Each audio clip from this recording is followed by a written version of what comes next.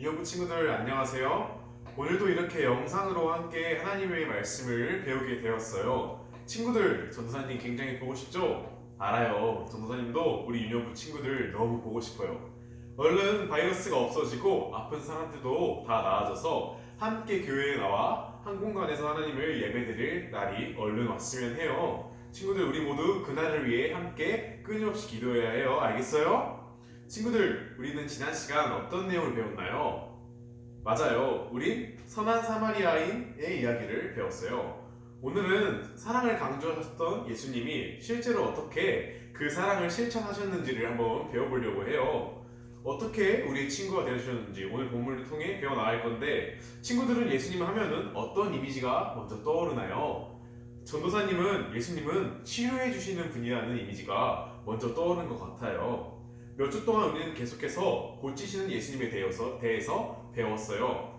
제자 베드로의 장모님의 열병을 고치셨고, 거라사 지역에 귀신 들린 사람을 고치셨던 것을 우리는 배웠어요. 예수님께서는 이렇게 다양한 사역을 하셨는데, 그중 이렇게 치유하시는 사역은 굉장히 중요하고 의미 있는 일이었어요. 오늘 우리가 배울 본문의 사건이 일어나기 직전에도 예수님께서는 고치시는 일을 하셨어요. 예수님께서는 가버나움이라는 동네에서 중풍병자를 고치셔요. 중풍병자란 뇌 혈관의 문제로 인해서 갑자기 정신을 잃고 쓰러진 다음에 몸이 마비가 돼서 그 마비된 상태로 아픔을 가지고 있는 사람을 말해요. 몸이 마비가 된 중풍병자가 스스로 일어나서 걸어가는 일은 불가능한 일이었죠. 하지만 예수님의 치유하심을 통해서 이 중풍병자가 일어나 집으로 돌아갔다고 9장 7절에 나와 있어요. 이를 본 수많은 사람들이 말도 안 되는 이렇게 치료의 사역을 보고 두려워하며 하나님께 영광을 돌렸다고 이제 마태복음 9장 8절은 기록하고 있어요. 한번 7절 마태복음 7절 9장 7절과 8절 한번 읽어볼까요? 시작. 그가 일어나 집으로 돌아가거늘 무리가 보고 두려워하며 이런 권능을 사람에게 주신 하나님께 영광을 돌리니라. 우리는 예수님의 치유 사역은 단순히 누군가를 치료하고 그 아픔에서 건져내주셨다는 것에서 의미가 있는 것이 아니라 궁극적으로는 최종적으로는 하나님의 영광을 나타내는 목적이 있었다는 것을 기억해야만 해요. 이러한 목적이 이루신 다음에야 그곳을 떠나셨고 오늘 본문에 사건이 일어나죠. 친구들, 혹시 옛날에 배웠던 제자를 부르시는 예수님에 대한 설교 기억하나요? 우리는 몇 주 전에 베드로, 안드레, 야고보, 요한을 부르셨던 예수님에 대해서 배운 적이 있어요. 오늘 보면 역시 예수님께서는 어떤 한 사람을 제자로 부르시는 장면임을 우리가 읽으면서 알 수 있어요. 오늘은 마태라는 사람을 부르셔요. 그 사람은 세리였어요. 세리는 세금을 걷는 사람이에요. 베드로, 안드레, 야고보, 요한의 부르심의 장면과 오늘 마태를 부르시는 장면에는 공통점이 있어요. 먼저 예수님께서 삶의 현장에 직접 찾아오셨다는 것이에요. 우리의 삶과 가장 밀접한 공간, 삶의 현장의 대표적인 공간이라고 할 수 있는 그곳에 예수님께서 찾아오셔요. 친구들 같은 경우는 학생이기 때문에 친구들의 대표적인 삶의 현장은 학교일 수 있어요. 베드로, 안드레, 야고보, 요한은 어부였고 그들의 대표적인 삶의 공간은 바닷가였어요. 마태는 세리였고 그의 삶의 현장은 세간이었을 것이에요. 바닷가와 세간에 직접적으로 예수님께서 찾아오셨다는 것은 우리의 삶의 현장, 더욱이 가장 친밀하고 긴밀하고 깊숙한 현장으로 직접 예수님께서 부르시러 오셨다는 것이 그 예수님의 다가오심을 한번 생각해 볼 수 있어요. 또한 예수님의 부르심에 대한 그들의 응답은 상당히 결단력이 있었다는 것을 우리가 알 수 있어요. 당시에 물고기가 주식이었기 때문에 어부라는 직업은 굉장히 돈을 벌기에 좋은 직업이었어요. 또한 당시의 세리는 굉장히 돈을 많이 버는 직업이었어요. 편안하고 좋은 삶을 베드로, 안드레, 야고보, 요한이 포기했듯이 오늘 나오는 마태 역시 우리가 흔히 생각하는 행복하고 편하고 좋은 삶을 버리고 주님을 우선시하는 결단력 있고 즉각적으로 행동하는 모습을 우리가 볼 수 있어요. 마태를 부르신 후에 마태는 예수님과 본인의 집에서 함께 앉아 음식을 먹어요. 당시 유대 사회에서 한식탁에서 음식을 나누어 먹고 함께 이야기한다는 것은 친밀한 관계, 그 둘의 관계가 굉장히 긴밀한 관계, 친구가 되고 하나가 된다는 것을 의미하는 것이었어요. 식탁을 통해 마태는 더욱 예수님과 긴밀한 관계, 친구가 되고 싶었던 것이지요. 온전히 그분께 집중하고자 했던 그의 태도를 엿볼 수 있어요. 그때 많은 세리들과 죄인들도 와서 함께 앉았다는 것을 오늘 본문은 말하고 있어요.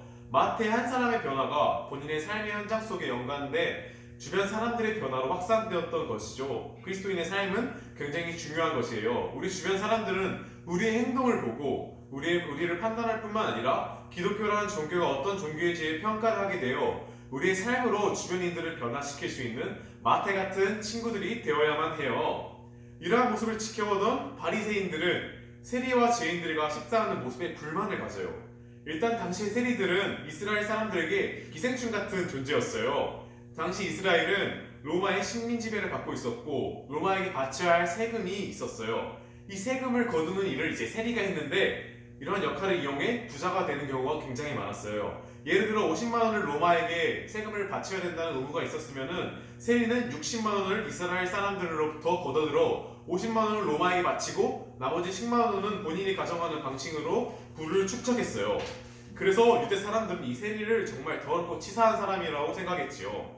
더군다나 바리새인들은 죄 있는 자 그리고 없는 자 사이의 구별성을 굉장히 강조했는데 이렇게 부정하게 살아가는 세리 그리고 하나님의 뜻에 맞지 않게 살아가는 죄인들과 함께 식탁에서 친밀한 관계를 맺는 그 모습은 굉장히 받아들이기 쉽지 않았을 것이에요.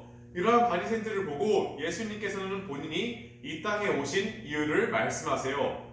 나는 의인이 아닌 죄인을 부르러 왔노라. 예수님께서는 이 땅의 모든 사람들을 위해 오셨어요. 이 말은 즉 이 땅의 모든 사람이 죄인이라는 것이에요. 그리고 지난 시간 율법교사에게 사랑의 중요성을 강조하셨던 것처럼 오늘 바리새인에게 긍휼히 여기는 마음, 불쌍히 여기는 마음으로 사랑을 베푸는 그 마음의 중요성을 다시 한번 강조하시고 계셔요. 예수님께서는 누군가를 불쌍히 여기는 긍휼이라는 마음이 예수님께 없었다면 그러한 사랑이 없었다면 우리에게 구원의 기회는 없었을 것이에요. 오늘 13절에서 예수님은 말씀하셔요. 내가 긍휼을 원하고 제사를 원하지 않아. 나는 죄인을 부르러 온 것이야. 여기서 제사는 형식적인 것들, 예를 들어서 유대인들이 굉장히 중요시했던 율법을 의미한다고 생각해보면 좋을 것 같아요. 긍휼이라는 마음 없이 그냥 제사만 강조하면서 다시 말해서 유대인들에게 하나님의 법칙이라고 생각되었던 율법에 따라서만 모든 일들이 진행되었으면 우리는 구원받을 수 없었을 것이에요. 왜냐하면 율법에 따르면 하나님의 나라는 의인을 위한 것이라고 적혀있기 때문이에요. 하지만 오늘 본문에서는 예수님은 율법에 따라서 의인을 데리러 오신 것이 아니라 죄인을 부르러 오셨다고 말씀하셔요. 이것은 원칙보다 사랑이 먼저라는 것을 말씀하시고 있는 것이며 다시 말해 모든 원칙과 법칙을 뛰어넘을 정도로 우리를 사랑하셨고 이를 위해 직접 이 땅에 오셨다는 것을 오늘 배울 수 있어요. 그리고 내가 너희를 사랑한 것 같이 너희도 다른 이들을 사랑할 줄 알아야 한다는 것을 말해주고 계시는 것이에요. 너희가 세리와 죄인들을 너희들의 법칙과 원칙에 따라서 멀리하는 것이 아닌 사랑할 줄 알아야 해. 그게 내가 너희를 사랑한 방법이란다. 이렇게 오늘 예수님께서 말씀하고 계셔요. 지난 시간은 사랑의 중요성을 강조했다면 오늘은 사랑해야 하는 이유에 대해서 더 구체적으로 알아볼 수 있었어요. 우리는 예수님을 닮아가야 하는 주님의 자녀예요. 그렇기 때문에 예수님께서 우리를 너무도 사랑하신 것처럼 우리는 다른 사람을 사랑할 줄 알아야 하는 것이에요. 예수님처럼 우리도 우리의 기존의 편견과 감정과 생각과 조건에 따라서 사랑하는 것이 아닌 예수님께서 우리를 그냥 사랑해 주신 것처럼 우리도 그 사랑의 모습을 닮아가는 유년부 친구들이 되었으면 좋겠어요. 기도하겠습니다. 하나님, 오늘 우리에게 사랑을 알려주시니 너무 감사합니다. 주님께서 기존의 조건, 생각, 편견, 원칙을 뛰어넘어서까지 우리를 사랑해 주셨던 것처럼 우리도 세상의 관점에 따라서 사랑의 대상을 구분하는 것이 아닌 모든 이들을 포용할 수 있는 주님의 마음을 주세요. 감사드리며 예수님의 이름으로 기도드립니다. 아멘.